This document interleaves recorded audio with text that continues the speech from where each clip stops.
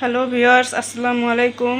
আজকে আমি তৈরি করব ফ্রেঞ্চ ফ্রাইস খেতে ইচ্ছে করছিল, ভাবলাম রেস্টুরেন্ট থেকে না কিনে ঘরেই তৈরি করে নিই। এখন আমি তৈরি করব ফ্রেঞ্চ ফ্রাইস, আমার সাথেই থাকুন। ফ্রেঞ্চ ফ্রাইস তৈরি করার জন্য আমি এখানে আলু কেটে নিয়েছি, এগুলো আমি খুব ভালোভাবে ধুয়ে নিয়েছি। এখন এগুলো আমি সিদ্ধ করব। আলুগুলো সিদ্ধ করার জন্য আমি একটি পাতিলে পানি দিয়ে দিয়েছি। এখন এর মধ্যে দিয়ে দিব আমি লবণ, এরপর দিয়ে দিলাম আলুগুলো। সিদ্ধ হওয়া পর্যন্ত আমরা অপেক্ষা করব, তারপর আপনাদের মাঝে ফিরে আসবো। আমাদের সাথেই থাকুন। ভিউয়ার্স, আলুগুলো সিদ্ধ হয়ে গেছে।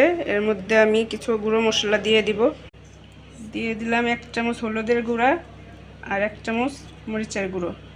আলুগুলো আমি মশলার মাধ্যমে মিক্স করে নিছি। এখন আমি ডুবো তেলে ভেজে নিব। চুলায় আমি কড়াই বসিয়ে দিয়েছি, এর মধ্যে দিয়ে দিব তেল গরম হয়ে গেছে। এখন আলুগুলো ভেজে নেব। গরম তেলে আলুগুলো দিয়ে দিলাম। ফ্রেঞ্চ ফ্রাইসগুলো ভাজা হয়ে গেছে, দেখছেন তার ফাইনাল লুক। আপনারাও বাড়িতে তৈরি করে খাবেন, খুব মজা। বাই।